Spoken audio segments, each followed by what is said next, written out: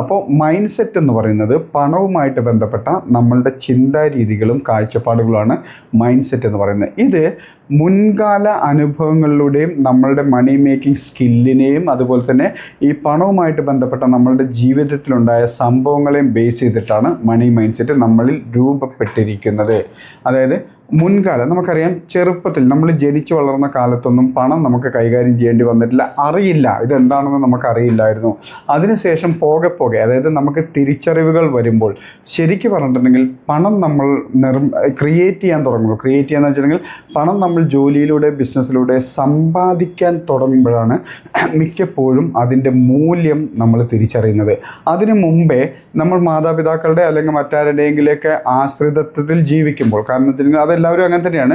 ജനിച്ച് വളർന്ന കാലം മുതൽ നമ്മൾ ആരെങ്കിലൊക്കെ ആശ്രയിച്ച്, മാതാപിതാക്കളെ സഹോദരങ്ങളെ ആരെങ്കിലൊക്കെ ആശ്രയിച്ചിട്ടായിരിക്കും നമ്മൾ ജീവിക്കുന്നത്. അപ്പോൾ നമ്മളുടെ ആവശ്യങ്ങൾക്ക് വേണ്ട ചെലവിന് വേണ്ട പണം നൽകുന്നത് പല രീതിയിൽ, ഇപ്പം നമ്മുടെ പോക്കറ്റ് മണി ആവാം, അല്ലെങ്കിൽ നമുക്ക് വേണ്ട വസ്തുക്കൾ വാങ്ങി തന്നുകൊണ്ടാവാം, അല്ലെങ്കിൽ അങ്ങനെ ഏതും നമുക്ക് വേണ്ട കാര്യങ്ങൾ നടത്തുന്നതിനുള്ള പണം ചെലവഴിക്കുന്നത് നമ്മളുടെ പേരൻസോ അതല്ലെങ്കിൽ നമ്മുടെ ഗാർഡിയൻസോ ആരെങ്കിലുമൊക്കെ ആയിരിക്കും. അപ്പോൾ സ്വാഭാവികമായിട്ടും ആ സമയത്ത് മണിയുടെ വാല്യൂവിൻ്റെ ഇമ്പോർട്ടൻസ് അല്ലെങ്കിൽ ആ വാല്യൂ എത്രത്തോളം ഉണ്ട് നമുക്കറിയില്ല. എന്നാൽ സ്വന്തമായിട്ട് പണം ഈ ജോലിയിലൂടെ ബിസിനസ്സിലൂടെ പണം നേടാൻ തുടങ്ങുമ്പോൾ, ആ പണം ചെലവഴിച്ച് തുടങ്ങുമ്പോഴാണ് സ്വാഭാവികമായിട്ടും പണത്തിൻ്റെ വാല്യൂ നമുക്ക് മനസ്സിലാവുന്നത്. അതുവരെ പണം എന്നുള്ളത് നമ്മളെ സംബന്ധിച്ചിടത്തോളം നമ്മളുടെ, പ്രത്യേകിച്ച് പറഞ്ഞാൽ നമ്മളുടെ എഫേർട്ട് ഇല്ലാതെ നമുക്കുള്ള ആവശ്യങ്ങൾ നേടിയെടുക്കാനായിട്ട് മറ്റാരുടെയോ കയ്യിൽ നിന്നും കിട്ടുന്നൊരു വസ്തുവാണ് പണം എന്ന് പറയുന്നത്. അപ്പോൾ ഈ പണവുമായിട്ട് ബന്ധപ്പെട്ട മൈൻഡ് സെറ്റ് എന്ന് പറയുന്നത് നമ്മളുടെ സംബന്ധിച്ചോളം ഒന്ന് ചിന്തിച്ച് നോക്കുക. ചെറുപ്പകാലങ്ങളിൽ നമ്മൾ പണം നേടാൻ തുടങ്ങുന്നതിന് മുമ്പുള്ള കാലഘട്ടങ്ങളിൽ പണവുമായിട്ട് ബന്ധപ്പെട്ട് നമുക്ക് നെഗറ്റീവ് മൈൻഡ് സെറ്റുകളൊന്നും ഉണ്ടാവില്ല. നമ്മളുടെ ആവശ്യങ്ങൾ നേടിയെടുക്കാനുള്ളൊരു വസ്തു അത് എവിടുന്നോ അല്ലെങ്കിൽ മറ്റാരുടെ സപ്പോർട്ട് കൊണ്ട് നമുക്ക് കിട്ടുന്നു. അതുകൊണ്ട് തന്നെ നമുക്ക് സന്തോഷം തരുന്ന, നമുക്ക് ആനന്ദം തരുന്ന, നമ്മുടെ ആവശ്യങ്ങൾ നേടിയെടുക്കുന്നൊരു വസ്തുവാണ് പണം. എന്നാൽ നമ്മളുടെ എഫേർട്ട് അനുസരിച്ച് പണം നേടാൻ തുടങ്ങുന്ന കാലഘട്ടം മുതൽ ഇതിനോടുള്ള കാഴ്ചപ്പാടിൽ വ്യത്യാസം വരുന്നു. കാരണം എനിക്കൊരു മാസം ജീവിക്കണമെങ്കിൽ, എനിക്കും എൻ്റെ ഫാമിലിക്കും മാസം ജീവിക്കണമെങ്കിൽ മാസം ഒരു 10,000 രൂപ വേണമെന്ന് സങ്കല്പിക്കുക. ഇതെനിക്ക് നേടാൻ കഴിയുന്നില്ല എങ്കിൽ, 10,000 രൂപ എനിക്കൊരു മാസം നേടാൻ കഴിയുന്നില്ല എങ്കിൽ അതിൻ്റെ അർത്ഥം എൻ്റെ ജീവിത ചെലവുകൾക്ക് വേണ്ടി ഞാൻ സ്ട്രഗിൾ ചെയ്യുന്നു, ബുദ്ധിമുട്ടുന്നു.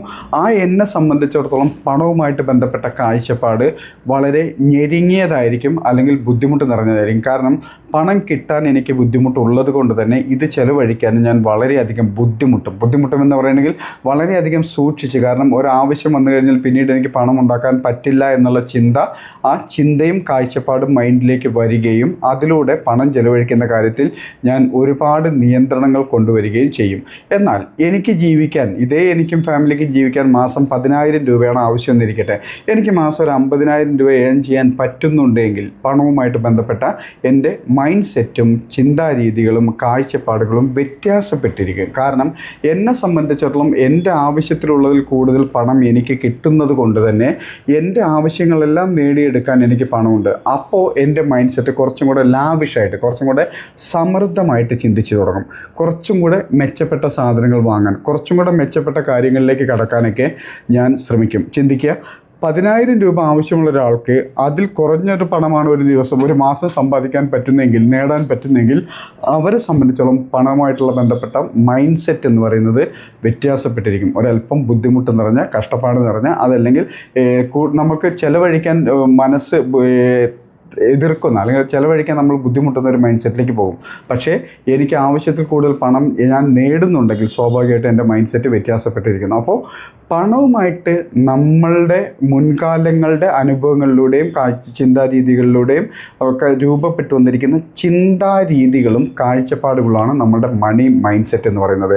ഇത് ഇനി അങ്ങോട്ടുള്ള ജീവിതത്തിൽ നമ്മളെ വല്ലാതെ സ്വാധീനിക്കും. ഇപ്പോൾ ഉദാഹരണത്തിന് ഇന്ന് വരെയുള്ള ഇപ്പം 7 മണി കഴിഞ്ഞ് 7:30 ആവുന്നു, ഇന്ന് വരെയുള്ള പണവുമായിട്ട് ബന്ധപ്പെട്ട ചിന്താരീതികളും കാഴ്ചപ്പാടുകളും എൻ്റെ ഇനി അങ്ങോട്ടുള്ള ലൈഫിനെ നിശ്ചയിക്കുന്നു എന്നുള്ളതാണ് യാഥാർത്ഥ്യം. ഇനി അങ്ങോട്ടുള്ള ലൈഫിനെ നിശ്ചയിക്കുന്നു എന്നുള്ളതാണ് യാഥാർത്ഥ്യം. കാരണം ഇതേ അവസ്ഥയിലൂടെയാണ് ഞാൻ മുന്നോട്ട് പോകുന്നതെങ്കിൽ എൻ്റെ ഇനി അങ്ങോട്ടുള്ള ജീവിതവും ഇതേ അവസ്ഥയിലൂടെ തന്നെയായിരിക്കും പോകുന്നത്. കാരണം ഇതിനപ്പുറത്തേക്കുള്ള ഒരു മണി മേക്കിംഗ് അഥവാ ഏണിങ്സ് അഥവാ പണം നേടാനുള്ള ഒരു ശേഷി ഞാൻ ആർജിച്ചിട്ടില്ല എങ്കിൽ എനിക്ക് ചിലവഴിക്കുന്നതിനുള്ള ശേഷിയും അല്ലെങ്കിൽ ചിലവഴിക്കാനുള്ള ആവശ്യങ്ങളും കുറവായിരിക്കും. ആവശ്യങ്ങളുണ്ടെങ്കിൽ പോലും ചിലവഴിക്കാൻ പറ്റില്ല, കാരണം പണം ഇല്ല എന്നുള്ളൊരു പ്രശ്നമുള്ളതുകൊണ്ട് തന്നെ.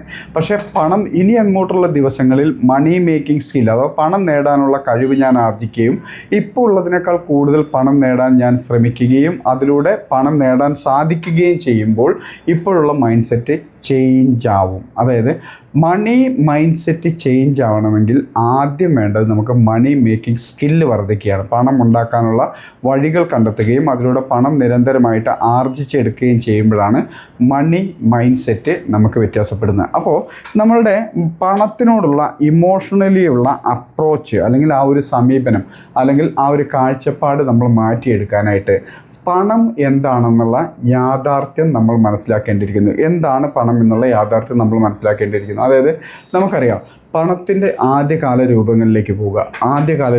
അതായത് പണം എന്ന് പറയുന്നത് ഇപ്പോഴും അതെ അന്നും അതെ, പണത്തിൻ്റെ പല രൂപങ്ങളിലാണെങ്കിൽ ശരി അന്നും അതെ ഇപ്പോഴും അതെ, പണം എന്നുള്ളത് മനുഷ്യൻ്റെ ക്രയവിക്രയങ്ങൾ അതായത് ആവശ്യങ്ങൾ നേടിയെടുക്കാനും അല്ലെങ്കിൽ തന്നെ നമുക്ക് ആവശ്യമുള്ള സാധനം നമ്മുടെ കൈവശമുള്ളൊരു സാധനം കൊടുക്കുമ്പോഴും നമുക്ക് ആവശ്യമുള്ളൊരു സാധനം വാങ്ങാനും ഉള്ള ക്രയവിക്രയം കൊടുക്കൽ വാങ്ങലുകളെ എളുപ്പത്തിലാക്കാനും ഈസിയാക്കാനും ഏകീകരിക്കാനും അതിനൊരു കൃത്യമായിട്ടുള്ളൊരു മൂല്യം കൊണ്ടുവന്ന് ഏകീകരിക്കാനും വേണ്ടിയിട്ട് ക്രിയേറ്റ് ചെയ്തിരിക്കുന്ന ഒരു ഉപകരണമാണ്, ഒരു ടൂളാണ്, ഒരു വസ്തുവാണ് പണം എന്ന് പറയുന്നത്.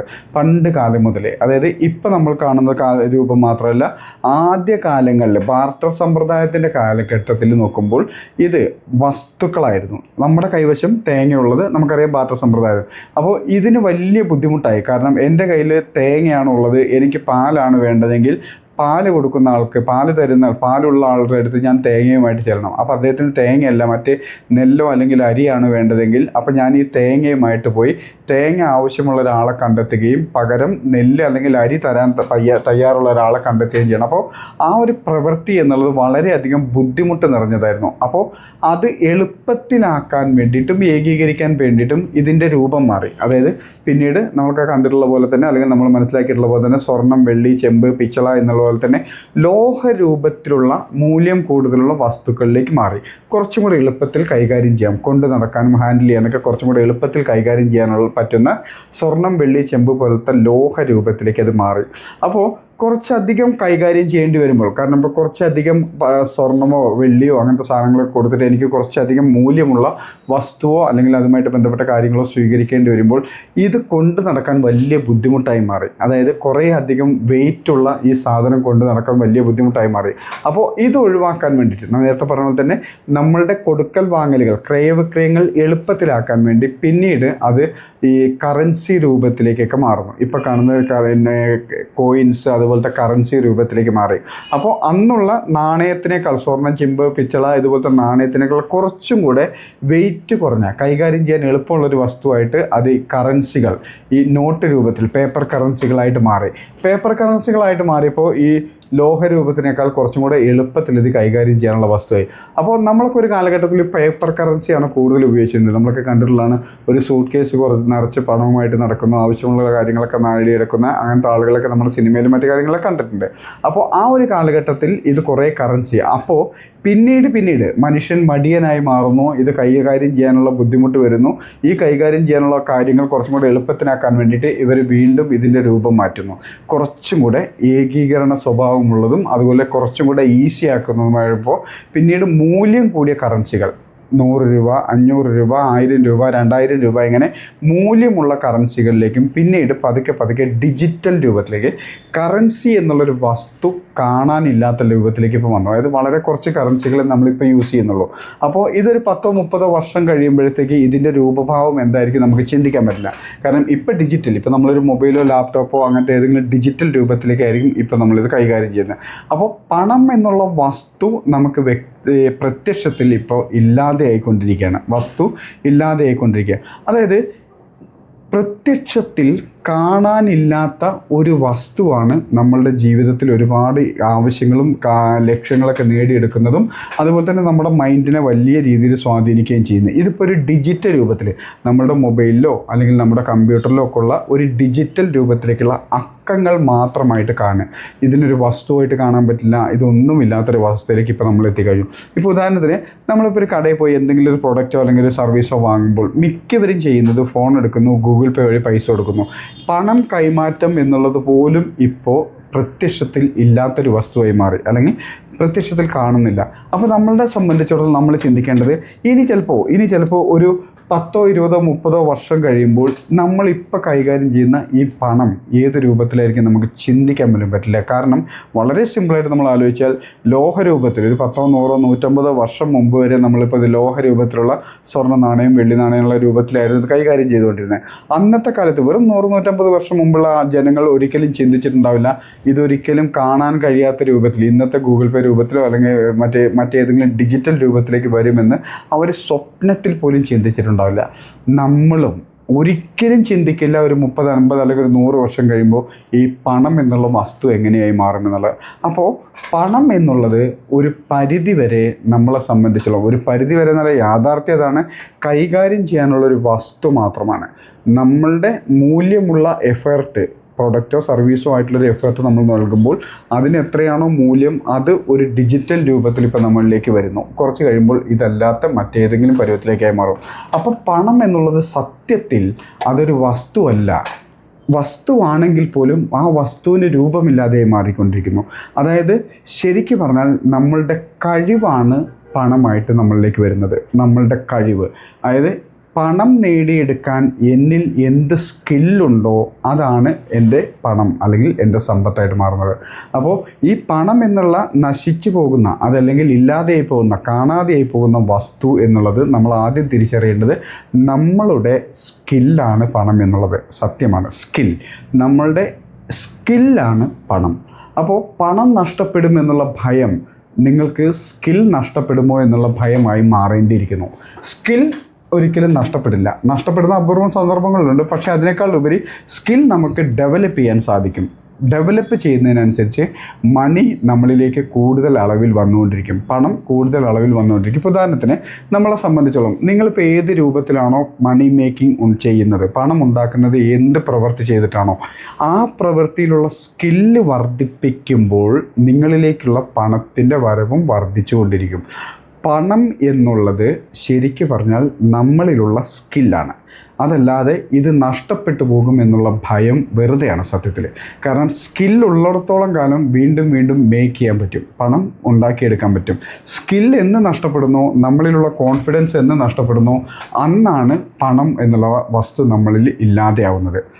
നമ്മളുടെ ബാങ്ക് ബാലൻസ് നഷ്ടപ്പെടുമ്പോഴല്ല, നമ്മളുടെ കൈവശമുള്ള പണം നഷ്ടപ്പെടുമ്പോഴല്ല, ശരിക്കും നമ്മുടെ സ്കില്ല് നഷ്ടപ്പെടുമ്പോഴാണ് പണം എന്നുള്ള വസ്തു നമ്മളിൽ നിന്ന് ഇല്ലാതെയാവുന്നത്. അപ്പോൾ നമ്മൾ ആദ്യം തിരിച്ചറിയേണ്ടത് മണി എന്ന് പറയുന്നത് പ്രത്യക്ഷത്തിൽ അതിൻ്റെ ഏറ്റവും അടിത്തറ അല്ലെങ്കിൽ അടിസ്ഥാന രൂപം എന്ന് പറയുന്നത് ഇന്ന് നമ്മൾ കാണുന്ന ഡിജിറ്റൽ രൂപത്തിലുള്ളതോ കറൻസി രൂപത്തിലുള്ളതോ ഒന്നും അല്ല, നമ്മളുടെ സ്കില്ലാണ്. ഇത് ഏൺ ചെയ്യാനുള്ള നമ്മുടെ സ്കില്ല്. അപ്പോൾ ഈ സ്കില്ലിനെ വളർത്തിയെടുക്കാം. അതായത് നമ്മളുടെ ആവശ്യങ്ങളും ആഗ്രഹങ്ങളും സ്വപ്നങ്ങളും എത്രത്തോളം ഉണ്ടോ അത്രത്തോളം മണി മേക്കിംഗ് സ്കില്ല് വളർത്തിയെടുക്കുക.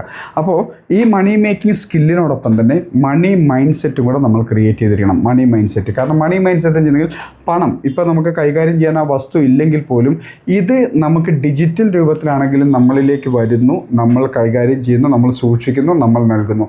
ഈ 3 സാഹചര്യത്തിലൂടെയാണ് പണം നമ്മളിലേക്ക് വരുന്നത്, നമ്മൾ കൈകാര്യം ചെയ്യുന്നത്, ഹാൻഡിൽ ചെയ്യുന്നത്. ഇപ്പോൾ ഉദാഹരണത്തിന് പണം ഞാൻ സ്വീകരിക്കുന്നു, സ്വാഭാവികമായിട്ടും എൻ്റെ ഒരു സ്കിൽ ഞാൻ ഉള്ളവർക്ക് ഉപകാരപ്പെടുന്ന രീതിയിലേക്ക് നൽകുന്നു.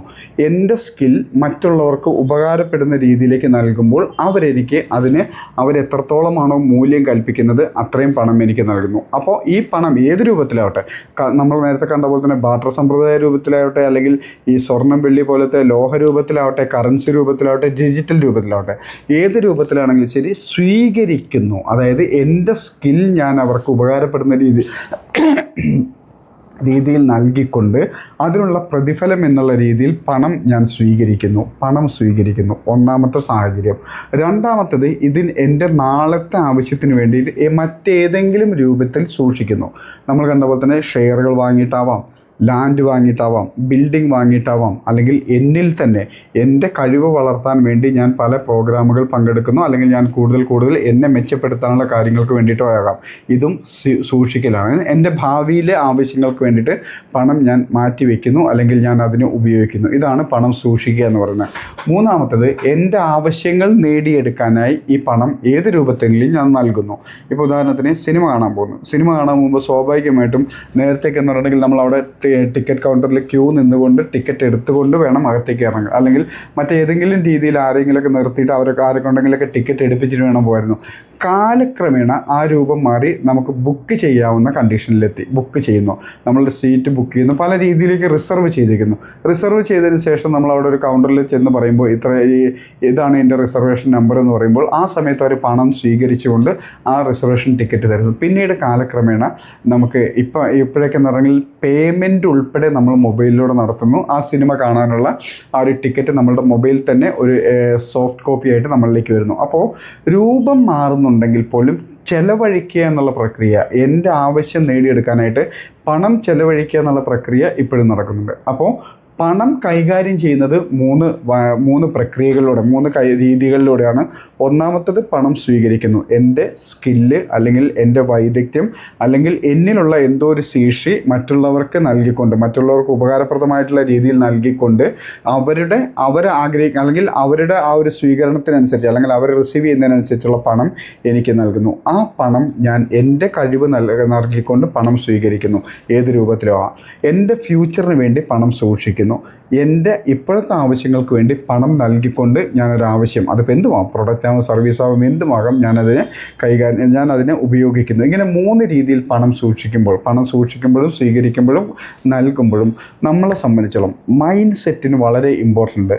Mind set happiness mood create ചെയ്യണം. അത് സന്തോഷം തരുന്ന, അല്ലെങ്കിൽ നമുക്കൊരു ആഹ്ലാദത്തോടു കൂടിയും സന്തോഷത്തോടു കൂടിയും, ശരിക്കും പറഞ്ഞാൽ ആത്മാർത്ഥമായിട്ടും സന്തോഷത്തോടു കൂടിയും ഈ 3 സാഹചര്യത്തിലും നമ്മളുടെ മൈൻഡ് സെറ്റ് ക്രിയേറ്റ് ചെയ്യണം. പണം സ്വീകരിക്കുമ്പോൾ എൻ്റെ എന്തോ ഒരു സർവീസ് അല്ലെങ്കിൽ എൻ്റെ എന്തോ ഒരു സ്കിൽ നൽകിക്കൊണ്ട് അല്ലെങ്കിൽ എൻ്റെ എന്തോ ഒരു എനർജി നൽകിക്കൊണ്ട് അവരതിനുള്ള പണം തരുമ്പോൾ അത് ഞാൻ സ്വീകരിക്കുമ്പോൾ എൻ്റെ മൈൻഡ് സെറ്റ് സന്തോഷത്തോടു കൂടിയും ആത്മാർത്ഥതയോടുകൂടിയും ഹാപ്പിനെസ്സോടുകൂടിയും അത് സ്വീകരിക്കുക.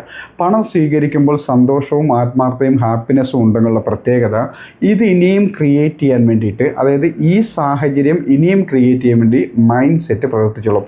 അതായത് നമുക്കറിയാം മൈൻഡ് സെറ്റ് 2 ഉണ്ട്. ഉപബോധ മനസ്സും അവബോധ മനസ്സും എന്ന് പറഞ്ഞാൽ 2 മൈൻഡ് സെറ്റ് ഉണ്ട് എന്നൊക്കെ നമുക്കറിയാം. സബ് കോൺഷ്യസ് മൈൻഡും കോൺഷ്യസ് മൈൻഡും.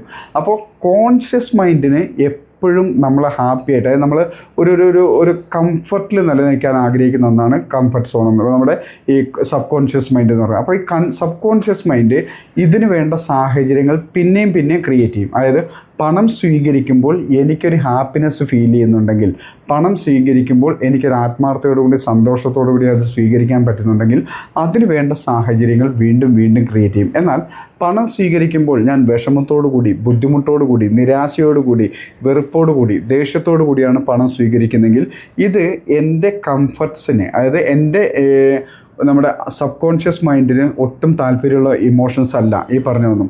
അതുകൊണ്ട് തന്നെ പണം സ്വീകരിക്കുമ്പോൾ ഞാൻ ദേഷ്യത്തോടു കൂടി, സങ്കടത്തോടു കൂടി, അല്ലെങ്കിൽ അതിനെ ഒരു വെറുപ്പോടു കൂടി, ബുദ്ധിമുട്ടോടു കൂടിയൊക്കെയാണ് സ്വീകരിക്കുന്നതെങ്കിൽ ഇതെനിക്ക് താല്പര്യമില്ലാത്ത കേസാണെന്ന് മനസ്സിലാക്കി എൻ്റെ സബ് കോൺഷ്യസ് മൈൻഡ് ഈ സാധനത്തിനെ റിജക്റ്റ് ചെയ്യാൻ, അല്ലെങ്കിൽ ഈ സാധനം റിസീവ് ചെയ്യാൻ, സ്വീകരിക്കാനുള്ള സാഹചര്യങ്ങൾ ഇല്ലാതെയാക്കി കളയും പതുക്കെ.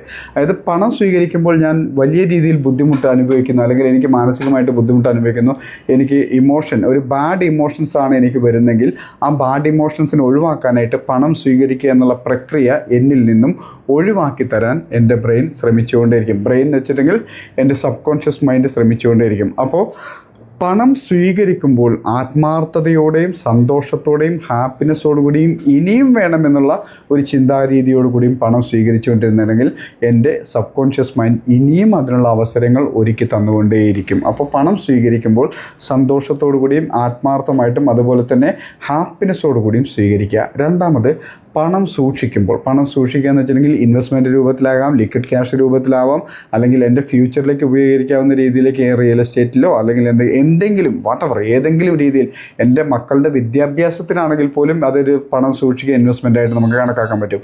അപ്പോൾ നമ്മൾ ഭാവിയിലേക്ക് വേണ്ടി പണം കരുതി വയ്ക്കുമ്പോൾ അവിടെയും നേരത്തെ പറഞ്ഞ പോലെ തന്നെ സന്തോഷത്തോടു കൂടിയും ആത്മാർത്ഥമായിട്ടും ഹാപ്പിനെസ്സോടു കൂടിയും കൈകാര്യം ചെയ്യുക.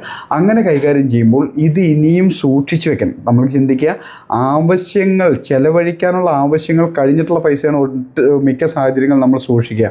അപ്പോൾ സർപ്ലസ് മണി വന്നെങ്കിൽ മാത്രമേ സൂക്ഷിക്കാനുള്ള പണം നമ്മളിലുണ്ടാവും. സ്വാഭാവികമായിട്ടും സൂക്ഷിക്കുമ്പോൾ നമ്മളുടെ ഹോർമോൺ അതല്ലെങ്കിൽ നമ്മുടെ മൈൻഡ് സെറ്റ് ആയിട്ടിരിക്കാൻ, ഹാപ്പിനെസ്സോട് കൂടി ഇരിക്കാൻ നമ്മൾ ശ്രമിച്ചു കഴിയുമ്പോൾ ഈ ഒരു ഹാപ്പിനെസ് റീക്രിയേറ്റ് ചെയ്യാൻ, വീണ്ടും ക്രിയേറ്റ് ചെയ്യാൻ വേണ്ടി നമ്മുടെ സബ് കോൺഷ്യസ് മൈൻഡ് വീണ്ടും പണം സർപ്ലസ് വരാനുള്ള ശ്രമങ്ങൾ നടത്തിക്കൊണ്ടേയിരിക്കുന്നു.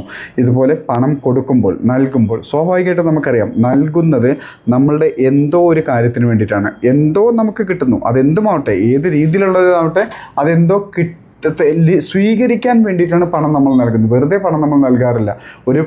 ഒരു രാഷ്ട്രീയ പാർട്ടിക്ക് അല്ലെങ്കിൽ നമുക്ക് ഇഷ്ടമില്ലാത്തൊരു സാധനത്തിന് സംഭാവനയായിട്ട് കൊടുക്കുകയാണെങ്കിൽ പോലും അത് നമ്മൾ ആ ഒരു ആവശ്യം നമ്മളിൽ നിന്ന് ഒഴിഞ്ഞു മാറാനായിട്ടായിരിക്കും നമ്മൾ കൊടുക്കുന്നത്. അപ്പോൾ എങ്ങനെയാണെങ്കിലും ശരി, പണം കൊടുക്കുമ്പോൾ നമ്മൾ സംബന്ധിച്ചോളം സന്തോഷമായിട്ട് കൊടുത്താൽ ഇനിയും കൊടുക്കാനുള്ള പണം നമ്മളിലേക്ക് വന്നുകൊണ്ടിരിക്കും. നമ്മളത് നിരാശയോടുകൂടി, നേരത്തെ പറഞ്ഞ അതേ ഒരു നെഗറ്റീവ് ഇമോഷൻസോട് കൂടിയാണ് നമ്മൾ പണം നൽകുന്നതെങ്കിൽ സ്വാഭാവികമായിട്ടും ഈ പണം നൽകാനുള്ള ഒരു മൈൻഡ് സെറ്റ് നമ്മളിൽ നിന്നും ഇല്ലാതെയാവുകയും സാഹചര്യം ഇല്ലാതെയാവും. പണം നൽകാനില്ലെങ്കിൽ പിന്നെ അതിൻ്റെ ആവശ്യമില്ല എന്ന് പറഞ്ഞ പോലെ തന്നെ അത്തരം ഒരു മൈൻഡ് സെറ്റിലേക്ക് പോകാൻ പറ്റും. അപ്പോൾ നമ്മൾ എപ്പോഴും ശ്രദ്ധിക്കുക, പണം സ്വീകരിക്കുമ്പോഴും സൂക്ഷിക്കുമ്പോഴും നൽകുമ്പോഴും സന്തോഷത്തോടു കൂടിയും ആത്മാർത്ഥമായിട്ടും ഹാപ്പിനെസ്സോടു കൂടിയും ഈ പ്രക്രിയ ചെയ്യുമ്പോൾ നമ്മളുടെ ബ്രെയിൻ, സബ് കോൺഷ്യസ് മൈൻഡ് തീരുമാനിക്കുന്നത് ഈ പ്രോസസ്സ് ഇനിയും നടക്കണമെന്നാണ്. അപ്പോൾ ഇനിയും നടക്കണമെങ്കിൽ എനിക്ക് വീണ്ടും തുടർച്ചയായിട്ട് പണം വന്നുകൊണ്ടിരുന്നേ പറ്റുള്ളൂ. അപ്പോൾ നമ്മൾ ഈ സാഹചര്യങ്ങളിൽ ആത്മാർത്ഥമായിട്ടും സന്തോഷത്തോടു കൂടി പണത്തിനെ കൈകാര്യം ചെയ്യാൻ ശീലിക്കുക. അതുപോലെ തന്നെ എപ്പോഴും നമ്മൾ ശ്രമിക്കേണ്ടതും ചിന്തിക്കേണ്ടതും പണത്തിനെ സംബന്ധിച്ചിടത്തോളം നമ്മളുടെ മൈൻഡിലുള്ള സ്ഥാനം, പണത്തിനെ ആത്മാർത്ഥമായിട്ട് സ്നേഹിക്കാനും ആഗ്രഹിക്കാനും പഠിക്കുക. അതായത് പണത്തിന് ആഗ്രഹിക്കുമ്പോൾ ആഗ്രഹിക്കുന്ന വസ്തു മാത്രമേ നമ്മളിലേക്ക് വേണമെന്ന് നമുക്ക് തോന്നുള്ളൂ, നമ്മളിലേക്ക് വരാനുള്ള ശ്രമം നമ്മൾ നടത്തുള്ളൂ. ആഗ്രഹിക്കുകയും സ്നേഹിക്കുകയും ചെയ്യുമ്പോൾ, ഇപ്പോൾ എൻ്റെ എക്സാമ്പിൾ മാത്രം, എൻ്റെ ഫാമിലി മെമ്പേഴ്സിനെ ഞാൻ സ്നേഹിക്കുന്നുണ്ട്, അവരെൻ്റെ കൂടെ എപ്പോഴും ഉണ്ടാവണമെന്ന് ഞാൻ ആഗ്രഹിക്കുന്നുണ്ട്. തീർച്ചയായിട്ടും അവരോടുള്ള സാമീപ്യം ഞാൻ ആഗ്രഹിക്കുന്നുണ്ടെങ്കിൽ അതിന് വേണ്ട എല്ലാ കാര്യങ്ങളും ഞാൻ ചെയ്യും. ഇതേപോലെ തന്നെ പണത്തിനെ ഞാൻ ആത്മാർത്ഥമായിട്ട് സ്നേഹിക്കുകയും ആഗ്രഹിക്കുകയും ചെയ്യുമ്പോൾ ഇത് എന്നിലേക്ക് കൂടുതൽ വരാനുള്ള എല്ലാ ആക്ഷൻസും പ്രവർത്തനങ്ങളും മൈൻഡ് സെറ്റും ഞാൻ അതിനായിട്ട് പ്രവർത്തിച്ചുകൊണ്ടിരിക്കും. ഇനി ഞാൻ അതിനെ സ്നേഹിക്കുന്നില്ല, പണത്തിന് ഞാൻ സ്നേഹിക്കുന്നില്ല എങ്കിൽ ഒരു സംശയം വേണ്ട, ഞാൻ ഇഷ്ടപ്പെടാത്തൊരു സാധനം, ആഗ്രഹിക്കാത്തൊരു സാധനം എന്നോടൊപ്പം നിൽക്കാൻ ഞാൻ ഒട്ടും കംഫർട്ടായിരിക്കില്ല. ഞാൻ അതിൽ നിന്ന് ഒഴിഞ്ഞു മാറാനേ ശ്രമിക്കുള്ളൂ. ഉദാഹരണത്തിന്, എനിക്ക് ഇഷ്ടമില്ലാത്തൊരു സ്ഥലത്ത്, എനിക്ക് ഒട്ടും താല്പര്യമില്ലാത്തൊരു സ്ഥലത്ത് ഞാൻ പോകേണ്ടി വന്നിട്ടുണ്ടെങ്കിൽ എത്രയും പെട്ടെന്ന് അവിടുന്ന് രക്ഷപ്പെടാനേ ഞാൻ ശ്രമിക്കുള്ളൂ. നമ്മൾ ഓരോരുത്തരും അങ്ങനെ തന്നെയാണ്. താല്പര്യമില്ലാത്തൊരു പ്രവൃത്തി നമ്മൾ ഏർപ്പെടാൻ വലിയ ബുദ്ധിമുട്ടാണ്. ഇനി ഇൻ കേസ് ഏർപ്പെട്ടിട്ടുണ്ടെങ്കിൽ തന്നെ എത്രയും പെട്ടെന്ന് അതിൽ നിന്ന് ഒഴിവാവാനേ നമ്മൾ ശ്രമിക്കുള്ളൂ. ഇത് തന്നെയാണ് പണം. പണത്തിന് നമ്മൾ ആത്മാർത്ഥമായിട്ട് ആത്മാർത്ഥമായിട്ട് സ്നേഹിച്ചില്ല എങ്കിൽ ഈ സാധനം നമ്മളിലേക്ക് എത്താനുള്ള അവസരം ഉണ്ടെങ്കിൽ പോലും നമ്മളതിൽ ഒഴിഞ്ഞു നമ്മളങ്ങ് മാറിപ്പോയിക്കൊണ്ടിരിക്കും. അപ്പോൾ പണത്തിനെ ആത്മാർത്ഥമായിട്ട് സ്നേഹിക്കുകയും ആഗ്രഹിക്കുകയും ചെയ്യണം. ഇതുവരെ അങ്ങനെ ചെയ്തിട്ടില്ലെങ്കിൽ ഇന്ന് മുതലത് ചെയ്യുക. കാരണം പണം എത്രത്തോളം ഉണ്ടോ അത്രത്തോളം നമ്മുടെ ആഗ്രഹങ്ങളും സ്വപ്നങ്ങളും, മറ്റുള്ളവരുടെ അല്ല, നമ്മുടെ തന്നെ ആഗ്രഹങ്ങളും സ്വപ്നങ്ങളും നേടിയെടുക്കാൻ നമുക്ക് ഈസി ആയിട്ട് സാധിക്കും. അതുപോലെ തന്നെ റെസ്പെക്റ്റ് ചെയ്യാൻ പഠിക്കണം പണത്തിനെ. അതുപോലെ അവഗണിക്കരുത്. എന്തിനെയാണോ അവഗണിക്കുന്നത്, ഉദാഹരണത്തിന് എൻ്റെ കയ്യിലൊരു മൊബൈലുണ്ട്, ഇതിന് ഞാൻ റെസ്പെക്റ്റോട് കൂടി അതിനെ കെയർഫുള്ളായിട്ടാണ് കൈകാര്യം ചെയ്യുന്നതെങ്കിൽ അതെനിക്ക് കുറേയും കൂടെ ലൈഫ് കിട്ടും. അതായത് കുറേ കാലം എനിക്ക് ഉപയോഗിക്കാൻ പറ്റും. ഇതിനെ കെയർലെസ് ആയിട്ട്, അതുപോലെ തന്നെ റെസ്പെക്റ്റ് ഇല്ലാത്ത രീതിയിലാണ് ഈ ഒരു ഫോൺ ഞാൻ ഉപയോഗിക്കുന്നത്, ഒരു സംശയം വേണ്ട, അധികം ലൈഫ് ഉണ്ടാവില്ല. എത്രയും പെട്ടെന്ന് ഇത് എൻ്റെ കയ്യിൽ നിന്ന് ചീത്തയായി പോകും, ഡാമേജ് ആയി പോകാനുള്ള ചാൻസ് ഉണ്ട്.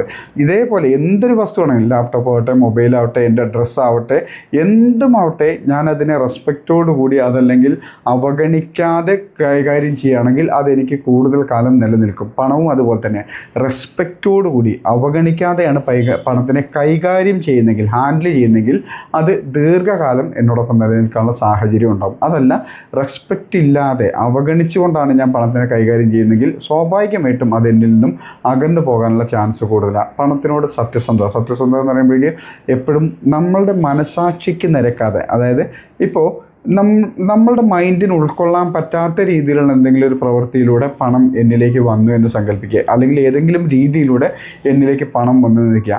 ആ സമയം മുതൽ ആ പണവുമായിട്ട് ബന്ധപ്പെട്ട് നമുക്ക് ഒരുപാട് നെഗറ്റീവ് ഇമോഷൻസ് ആയിരിക്കും. അതായത് നമ്മളുടെ നന്മയ്ക്ക് വേണ്ടിയല്ലാത്ത ഇമോഷൻസ്, ഇതിനാണ് നെഗറ്റീവ് എന്ന് പറയുന്നത്. അപ്പോൾ ആ ഒരു ഇമോഷൻസ് ആയിരിക്കും എന്നിലേക്ക് വരിക. അപ്പോൾ സത്യസന്ധത പുലർത്തുക എന്ന് പറഞ്ഞാൽ എൻ്റെ മൈൻഡ് സെറ്റിന്, എൻ്റെ ചിന്താരീതികൾക്ക് നിരക്കാത്ത രീതിയിൽ പണം എന്നിലേക്ക് വരുന്നില്ല എന്ന് ഉറപ്പുവരുത്തുക. വരുന്ന സാഹചര്യങ്ങൾ ഒഴിവാക്കുക. വന്നു കഴിഞ്ഞിട്ടുണ്ടെങ്കിൽ നമുക്കറിയാം, നമ്മളുടെ ഇപ്പോൾ ഉദാഹരണത്തിന് എനിക്ക് മനസ്സിൽ ഒട്ടും ഇഷ്ടമില്ലാത്ത ആരെങ്കിലും എൻ്റെ ലൈഫിലേക്ക്, എൻ്റെ വീട്ടിലേക്ക്, എൻ്റെ ഓഫീസിലേക്ക് വന്നു കയറിയിട്ടുണ്ടെങ്കിൽ സ്വാഭാവികമായിട്ട് എത്രയും പെട്ടെന്ന് അവരെ പറഞ്ഞു വിടാനുള്ള ശ്രമം നടത്തും. അതുമാത്രമല്ല, അത് പിന്നീട് എനിക്ക് വലിയൊരു ബുദ്ധിമുട്ട് പോലെ ഫീൽ ചെയ്തുകൊണ്ടിരിക്കുക അവിടെ നിൽക്കുന്നിടത്തോളം കാലം. അതേപോലെ പണത്തിനോട് സത്യസന്ധത പുലർത്തുക. പണത്തിനെ ഭയത്തോടെയും ആശങ്കയോടെയും കാണാതിരിക്കുക. ഇവിടെ വലിയൊരു കാര്യമുണ്ട്. വലിയൊരു കാര്യം എന്ന് വെച്ചിട്ടുണ്ടെങ്കിൽ, നമുക്ക് വലിയ ആഗ്രഹങ്ങളും സ്വപ്നങ്ങളൊക്കെ ഉണ്ടാവും. പക്ഷേ പണത്തിൻ്റെ അളവ് കൂടുന്തോറും അത് സ്വീകരിക്കാനുള്ള മൈൻഡ് സെറ്റിൻ്റെ, മനസ്സിൻ്റെ ശേഷി ഇല്ലാത്തൊരവസ്ഥയ്ക്ക് നമ്മൾ വരും.